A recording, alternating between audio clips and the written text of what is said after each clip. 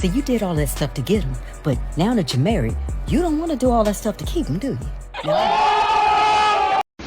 What does it mean when a man calls himself a prize? I beg your pardon? So, hit and runs are great. I don't mind those. What? Who is that?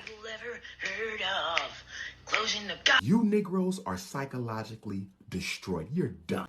What are the rules of running a train? Stop it. Get some help. He picked someone over me. I'm never gonna be beautiful. No, don't bring it up. Don't bring it up. What? Next question. Over me. What? He picked someone over me. I'm never gonna be beautiful. You're beautiful. I'm never gonna be good enough, and I'd rather God take me today than any other day. She's gonna be. You're beautiful. The whole time, all you hear him saying is, you're beautiful. A woman doesn't feel beautiful whenever the guy she doesn't like is giving her compliments. Women only feel pretty when the guy they like is showing interest. Every woman says she wants a successful man, but do you know what it takes to be with a man on a mission? Girl, he ain't gonna have time for you. So every time you feeling lonely and you just want some attention, go read a book. Go watch you some TV, honey. He busy. Girl, that shit ain't easy. Baby, when I tell you he need a prayer warrior, anytime you talking to God, everything he needs to be successful in this life and in the next, you have got to be asking God for that. There's no man like you. You are incredible. I'm so honored to be on this mission with you. You can do anything, and I've seen you do it. She's right. A man wants a support system, but you have to give him time to grind. Find the man, ladies, that's putting his money above you, and you become a support system. For the guys out there, put your money above the woman and you'll be able to make her make the adjustment. As long as guys keep putting the woman before the money, you're going to always have relationship problems.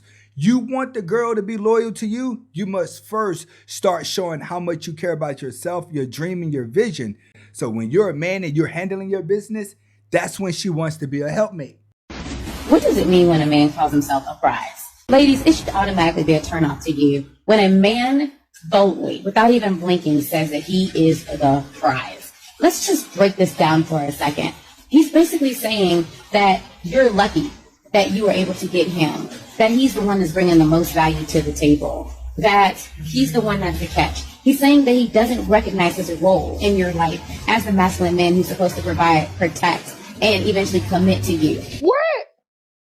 Yeah. Man, hell no. Hell no. He's already saying that you need to be the one that's proving yourself to him, earning him, and doing for him all traits of masculine energy. And so, ladies, automatically ask him, okay, when you're vetting a man, let one of the questions be, hey, so what is your opinion? Like, do you feel like men are the prize or women are the prize? And don't let him cop out by saying, well, I think both are the prize and they need to recognize their value and all that. It's like, no, you really want to hear a man and choose a man who says, you know what? I know that when I find that one that's for me, that I would be fortunate and blessed to have her, and that it's my job to protect, provide for her, and make sure that I'm the most amazing husband and father to our children, because I know that when I pour into her, I get infinitely more back to me. That's what a wise man would say. That's what a masculine man would say. Anything less means that you're dealing with a boy who's highly in his feminine energy. And this boy, this Build-A-Bear, will drain you. You've been warned. Ladies, this is why a man is the prize, because he saves you money. When you don't have a man, you spend more money paying a man to do manly things. For instance, you pay a man to wash your car. You pay a man to cut your lawn at your house. You pay a man to fix the brakes on your car. You pay a man to protect you. Everything that you do in life, you pay a man to do that. When you have a man, he can fix the car and save you the money that you're going to pay taking it and dropping it off. You have a man that's going to protect you. You have a man that's going to cut the grass. You have a man that can hang up things inside of the house. See, without a man, you're going to spend a lot of money paying a man who's going to charge you extra for everything. What do I mean? When you go get a car, you're going to end up paying high interest rates. When you need somebody to come over and do stuff to your house, that dude down at your church, he going to overcharge you to cut the branches off the tree. He going to overcharge you to cut the grass at your house because he know you don't know nothing. Men are the prize because they save women money. Most of y'all women, you living past due amount to past due amount, putting on a show, making it look like you got more than you got when you really don't. That's why you want a man with a lot of money, so you can hide your debts. You know how many dudes with money get with these independent women, and then all of a sudden she got a bad credit score. She 80,000 in debt. He marrying in with a woman, but he ain't got no debt. She 80,000 in debt. Now he got to pay off all her loans to fix his credit from things that she bought to impress other men. That's why man's the prize. He keeps you afloat. So hit and runs are great. I don't mind those, you know, but you can't spend the night. Hit and run? They still happen? Yeah, oh yeah. You have this whole line of words that are stacked up in your head about what you are if you say a hit and run is where you want to be and you don't want to be married. You know, oh, am I a whore? Am I this? Am I a terrible person because I don't want to be...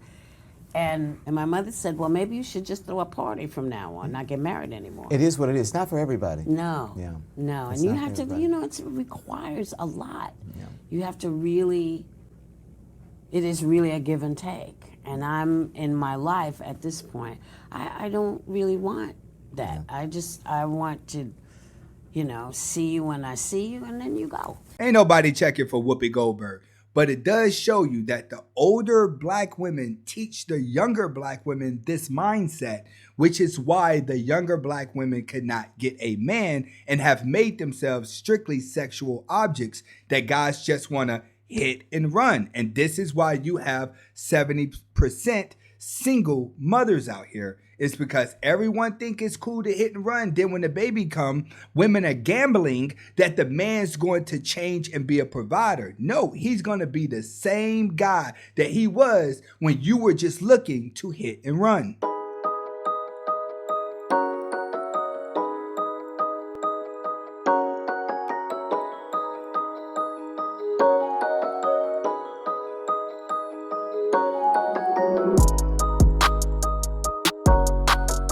Very nice. When you stop and look at it, very nice.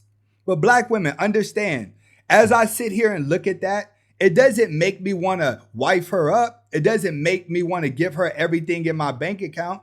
It doesn't make me want to introduce her to my mom. It makes me want to hit and quit. See, you keep trying to get a good man by looking like a hit and quit. This is very nice to look at, but all it's doing is demoralizing you. Real men, when women start doing this, they just keep losing their value. And it's more like, how much for the night?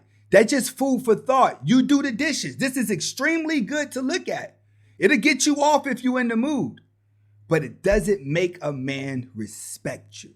I am so actually done with if he wanted to, he would. We're on to if he doesn't, another man will. We know this already. See, the problem is we know that you're date hopping, you're relationship hopping in order to maintain power. There are plenty of guys out there that's going to wait for you hand and foot with anticipation of clapping some cheeks. But when it gets to the real man and they get around to seeing this, you're done. And as we seek to dissect toxic masculinity, as we see the rise of women in corporate spaces and entrepreneurship, we see a transition of power that's taken place. Yes. And in the midst of that transition of power, I think that men can often wonder, where do I fit in this transition? If I'm no longer the alpha male, if it's no longer the man's world, but it is our world, where do I fit? I think the onus is on the man to consider how have messages about power, messages about relationships, framed a paradigm that makes him feel that the only way he can be powerful is if he is making a certain amount of money or if he is progressing further than a woman is. Is there a world in which a man says, you know what, actually she makes more money than I do and I take care of home and that is what works for our relationship? This is a reality. And as we seek to dissect, you have plenty of guys out there that's willing to say, okay, I'll take care of the home. The problem is when you start talking down to that man as if he's a little boy. It's not good for the woman to make more money than the man because all she's going to do is emasculate him. And when it comes to the man making more money than a woman, it seems like women are comfortable in that position when they know that they're being taken care of. This new age of dating, a man can correct it by simply only dating the women that look up to you, that you make more than. It's that simple. Never let a woman make more than you. At some point, she's going to keep challenging you and challenging you and challenging you. They can't handle being the dominant one. What are the rules of running a train? No flat backing. Oh, yeah, no flat backing. Doing missionary with a runner is just wicked. Okay, no, we're not about to do that. All right, you staring all in that lady's eyes. She's soulless. Oh, she don't care about nothing. Look what she letting us do to her. Okay, stop playing. Also, don't be taking your time. Yeah, we gotta hurry this up. All right, we already in somebody else's basement. It's just like, come on, man. Ain't nobody got time for you to be giving a floor show. You know, you wanna, hey, she a freak, y'all. Yeah, we know this. Okay, we want our turn with her. We over here trying to seesaw her. You wanna make love to her. You can't do that. Also, no wrong. Yeah. Scooby-Doo villain reveals snatching your rubber off the raw runner is just, I mean, diabolical. That's you should be arrested. You a fucking maniac. I mean, honestly. Also, if you're not late teens, early 20s, you shouldn't be participating in trains no way. Okay, that's. Yeah, old girl said she ready for us to run. You walking in? Come on. I'm glad he cleaned that up at the end. You're going to mainly see this activity amongst young dudes because all these insecure women, to them, having a lot of guys trying to sleep with them is some form of empowerment.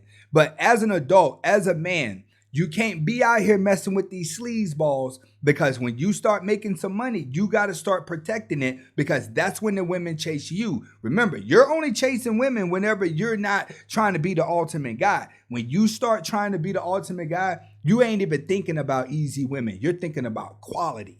See, you did all that stuff to get him, but now that you're married, you don't want to do all that stuff to keep him, do you? Now, I know you can't be 100% all the time. Nobody can do that. And I'm sure he understands that. At least I hope he does. And if he doesn't, then he's probably the problem. I said apart, not all of the problem now. But see, you act like when you got married, the job was over. Honey, the job was just beginning. And you too, homeboy. You did all that dating, all that flirting. You dressed nice, you was smelling good. You bought her unexpected flowers, said little sweet stuff. You know, all that energy you put into making her feel like she was so special to you. You knew just what to say and just what to do to get her emotionally charged and physically. But yet now, you believe that you're married. You don't have to do that anymore. 2-3 years down the line, you're being real sluggish about it. You want her to look nice, but you looking like a damn bum around the house. Boy, you better get it together. If you want her to come correct, you better do the same. I love you. All right, guys, they gave you both. She gave you both sides of the situation. Get in the comments to let me know. Is she speaking facts or not? I was watching something on TikTok, right? This guy said, everybody in the world, in terms of attraction, is between a 3 and a 7. And the reason why a lot of people are single is because they think that they're more appealing than what society deems them as attractive. So you might be a 4, but in your mind, you're an 8. So you're going to go to the people who are 8s, but the 8s don't want you because technically you're a 4.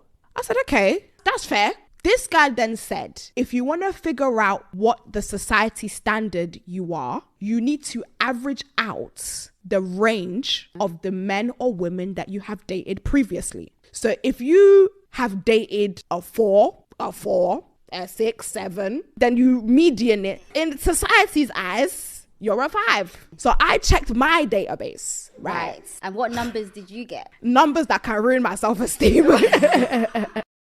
I agree with her. Everybody wants a dime. Every woman wants a high value man. But when you look in your past, have you really dated that already? Get in the comments to let me know if she's speaking facts or not. One thing that I learned in my season of separation is that to serve my husband is literally serving myself because he's like my right arm. Ooh, so if I don't take care of him, I'm not taking care of myself. That's so true. Yo, you're one. And when you go into a marriage with an independent mindset of like, you're supposed to do this, you're supposed to do that. And when they're not, you're like, you're not doing all of these things. Well, what are you going to do to help pick up your right arm? Yeah. You have to.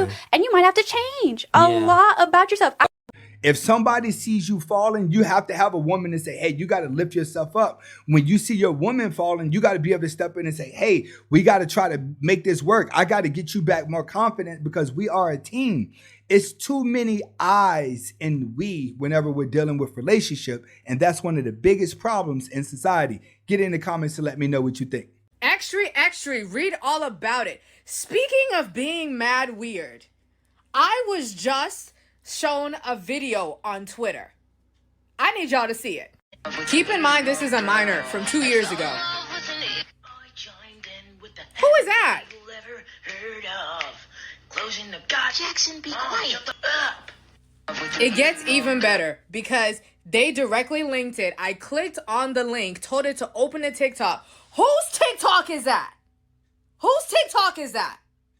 And when you click on the name, guess who the fuck it brings up? So now I am 100% on the he's a weird ass nigga train. I want that nigga fired. I want that nigga fired.